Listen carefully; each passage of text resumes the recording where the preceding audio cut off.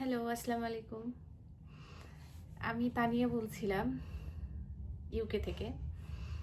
আমি ইউকেতে আসছি ২০২৩ সালে আমার হায়ার স্টাডির জন্য। আমি এখানে এসে ইউনিভার্সিটি অফ বেডফোর্ডশায়ার থেকে, এটা একটা লন্ডনের পাশে একটা ইউনিভার্সিটি, এখান থেকে আমি গ্র্যাজুয়েশন শেষ করেছি। আমি এখানে মাস্টার্স করে দেন এখন পিএইচডাব্লিউতে আছি, যেটা এদেশের সরকার মাস্টার্সের পরে যে কোনো স্টুডেন্টদেরকে যদি তারা ঠিকঠাকভাবে লেখাপড়া শেষ করে, তারা যদি পাশ করে, দেন তাদেরকে একটা অপরচুনিটি দেয় ২ বছর ফুল টাইম জব করার জন্য। সো আমি এখন পিএইচডাব্লিউতে আছি। আমি ২০২৩ সালে আসছিলাম বাংলাদেশ থেকে এদেশে মাস্টার্সের জন্য। আমি বাংলাদেশে ২০১৬ সালে বিবিএ শেষ করেছি, ১৮ সালে আমার এমবিএ শেষ হয়ে গিয়েছে। আমার বাংলাদেশের মেজর ছিল মার্কেটিং, এখানে আমি আসছিলাম ইন্টারন্যাশনাল বিজনেসে। সো এটা ছিল আমার ইন্ট্রোডাকশন। এখন আমি যেটার জন্য আসলে মেইনলি ভিডিওটা করা, সেটা হচ্ছে আমি ইদানিং শুনতে পাচ্ছি আমার ফ্রেন্ড সার্কেলদের মধ্যে, আমার কিছু রিলেটিভরা, আমার কিছু পরিচিত লোকজনরা সবাই বলছে যে আমি কিভাবে আসলে বগুড়া থেকে দেশের বাইরে আসছি, ইউকেতে আসছি। আসলে আমি এই টপিক্সেই কথা বলবো। সো যখন আমার এমবিএটা শেষ হয়ে গেল, তখন 2019 সাল আর কি, সব কিছু মিলেমিশে আমার রেজাল্ট পাবলিশড হওয়া সব কিছু দিয়ে 19 সালে আমি মাস্টার্সের সব রেজাল্টটা হাতে পেলাম।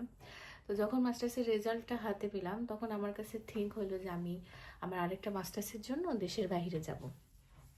তো এই সুবাদে আমি থিঙ্ক করলাম যে কিভাবে দেশের বাইরে যাওয়া যায়। তখন দেশের বাইরে যেতে গেলে তো অবশ্যই কোনো একটা ক্রাইটেরিয়া আছে, সহজে তো আর দেশের বাইরে আসা যায় না।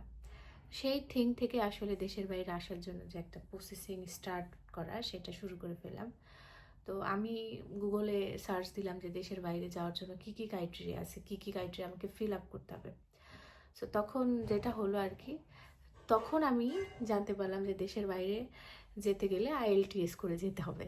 তার আগ পর্যন্ত আমার কোনো নলেজ ছিল না, কিংবা আমার রিলেটিভ বলেন, আমার সার্কেল বলেন, কেউ আসলে তখন অবধি দেশের বাইরে আসার যে একটা, আমার পরিচিত আর কি, আমার নোন পার্সন, দেশের বাইরে আসতে গেলে কী কী প্রসিডিউর, কী কী রুলস মেনটেন করে আসতে হয়, এটা সম্পর্কে নলেজ ছিল না।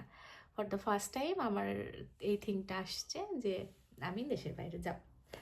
সো তখন আমি সব কিছু আমার আমার আইএলসের জার্নি বলেন, আমার দেশের বাইরে আসার জার্নি, এটা সব কিছু আমার ম্যানুয়ালি থেকে টেকনিক্যালিটা বেশি ছিল। টেকনিক্যালি কেন বলতেছি, আমার মানে দেশের বাইরে আসার জার্নিটা আমি সব কিছু এই ফোন দিয়ে, মানে এই একটা ফোন, এই ফোন দিয়ে আমি সব কিছু খুঁজে বের করছি আর কি, কীভাবে দেশের বাইরে আসতে হবে, কীভাবে কী করতে হবে। সো তখন আইএলসের জন্য দেখলাম যে IELTS, international English language testing system, একটা পরীক্ষা, একটা ল্যাঙ্গুয়েজ টেস্টিং, একটা ল্যাঙ্গুয়েজ আমাকে টেস্ট পাস করে দেন আমি আমার একটা ক্রাইটেরিয়া মিট আপ করে দেশের বাইরের জন্য অ্যাপ্লিকেশন করতে পারবো, যদি আমার দেশে অনার্স কিংবা মাস্টার্স কিংবা তার সমতুল্য কোনো ডিগ্রি থেকে থাকে। তো যেই কথা সেই কাজ, শুরু করে দিলাম সার্চিং ইন্টারনেটে সার্চিং করতে করতে দেখলাম যে না, আমাকে ভালো একটা গাইড দরকার, আইএলসের জন্য ভালো একটা গাইড আমাকে দরকার। সো সেখান থেকে একটা ইনস্টিটিউশন, একটা কোচিং খুঁজছিলাম যে কোথায় গেলে আমি আমার অ্যাপ্রোপ্রিয়েট গাইডেন্সটা পাবো, কোথায় গেলে আমি আমার ভালো একটা রুট বের করতে পারবো। যেহেতু আমি বাংলা ব্যাকগ্রাউন্ড থেকে আসছি, আমার বাংলা ছিল ফার্স্ট ল্যাঙ্গুয়েজ। তো সেই সময় আমি বগুড়াতে সার্চ করলাম, দেখলাম যে কোথায় আইএলসের ইনস্টিটিউশন আছে ভালো, তারা কোথায় আমাদের স্টুডেন্টদেরকে ভালোভাবে আইএলসের প্রিপারেশন করান আর কি।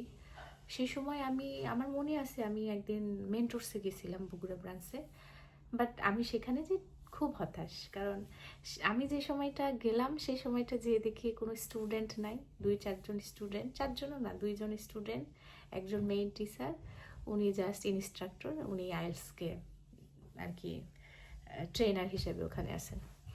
তো সেই সময়টা আমি খুব হতাশাগ্রস্ত হয়ে গেলাম। আপনারা সবাই জানেন যে আমার একটা মেয়ে আছে। ও আমার কাছে মনে হচ্ছিল যে আমার বাবুকে রেখে বগুড়াতে আমার আইএলসের জন্য ঢাকাতে যাওয়া, হ্যাঁ, সব কিছু মিলেমিশে মনে হচ্ছিল যে আমি মনে হয় পারবো না, আমার দ্বারা মনে হয় হবে না, কারণ বাসার পাশে বগুড়ার, যেহেতু আমি সদরে একদম, এখানে কোনো ভালো অপরচুনিটি নাই।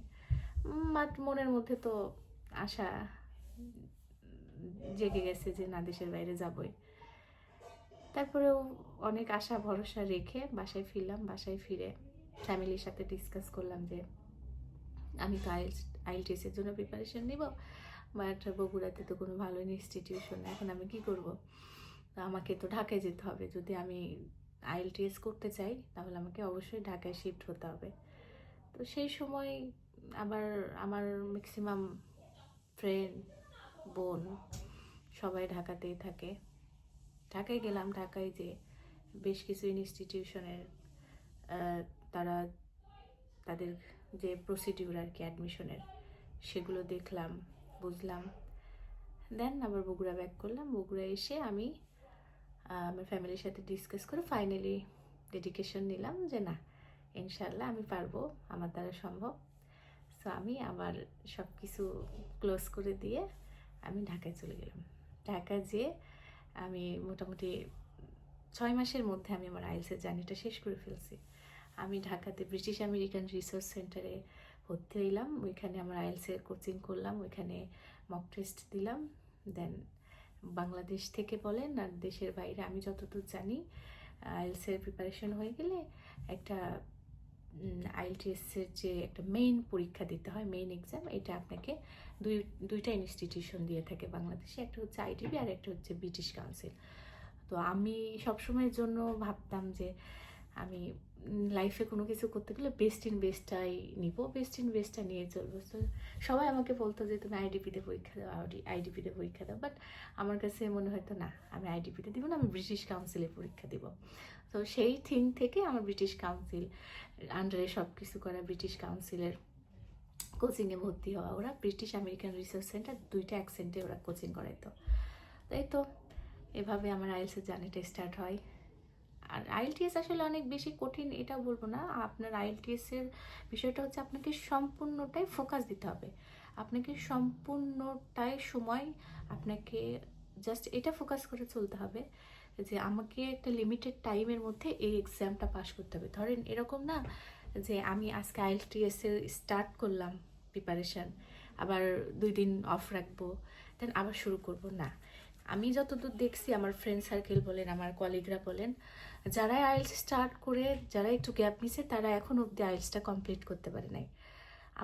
আমার এখন স্পষ্ট মনে আছে যখন আমি আইএলটিএসের ক্লাস করি, আমি উইদাউট এনি রিজন ঘর থেকে, উইদাউট এনি রিজন বাসা থেকে বের হইতাম না। আমার যতটুকু প্রয়োজন ততটুকু কমপ্লিট করে এসে আমি আবার ঠিক আইএলটিএসের পড়া শুরু করতাম। তো এইভাবে আসলে আমার আইএলটিএসের জার্নিটা কমপ্লিট করা। তো কোনো যদি মানে কোনো ধরেন আপনি একটা গোল সেট আপ করছেন যে আমি 3 মাসের মধ্যে আমি আমার প্রিপারেশনটা শেষ করব, আমি 3 মাসের মধ্যে আমি আমার আইএলটিএসের যে ওভারঅল যে একটা জার্নি এটা শেষ করব। প্রথমে আগে আপনাকে গোলটা সেট আপ করতে হবে, কারণ গোল সেট আপ না করলে আপনার টাইম চলেই যাবে, আপনি টাইম নিয়েই যাবেন, বাট আপনি আপনার যে গোল সেটা ফুলফিল করতে পারবেন না। তো এই জন্য আমি আইএলটিএসকে একটা টার্গেট হিসাবে রাখি। আমাকে যখনই কেউ জিজ্ঞেস করে যে আপু আপনি দেশের বাইরে গেছেন, একা একা আছেন, এত সুন্দরভাবে লাইফ লিড করতেছেন, এত সুন্দরভাবে সব কিছু মেনটেন করতেছেন, আসলে কিভাবে? আমার কাছে মনে হয় টাইম স্কেজুয়ালটা, আমার কাছে মনে হয় টাইম যেটাকে মানে পৃথিবীতে if you are buy anything, if you are buy anything but you can't buy in time, nothing. আপনাকে সময়টাকে ইউটিলাইজ করে চলতে হবে। সো এই সময়ের মধ্যে যদি আপনি থিঙ্ক করেন যে আমি একটা সার্টেন টাইম, এই সার্টেন টাইমের মধ্যেই আমি করব হোয়াট এভার ইন ফিউচার, যা হয়ে যাবে, আমি জাস্ট একটা সময় নিয়ে আইএলটিএসটা কমপ্লিট করে সিটে বসে পড়ব। আপনার মধ্যে যদি এরকম একটা মেন্টালি থাকে, টেন্ডেন্সি থাকে, দেন আপনার দ্বারা সম্ভব আইএলটিএস। আর যদি মনে করেন যে আমি বাংলা মিডিয়ামের স্টুডেন্ট, আমি বাংলাদেশে থাকি, আইএলটিএস অনেক বেশি কঠিন, আমার পক্ষে সম্ভব না, এই যে একটা নেগেটিভ থিঙ্ক যদি কখনো কারো মাথার মধ্যে আসে, তার পক্ষে আসলে আইএলটিএস করা সম্ভব না। আইএলটিএস কোনো বাঘ ভাল্লুক না যেটা আপনাকে খেয়ে ফেলবে। আইএলটিএস একটা প্রসিডিউর, একটা ল্যাঙ্গুয়েজ টেস্টিং সিস্টেম, একটা আপনাকে ওয়ে বলে দিবে। আপনারা কি এখনও দেখছেন যে বাংলাদেশে কেউ আইএলটিএস করে দেশেই রয়ে গেছে?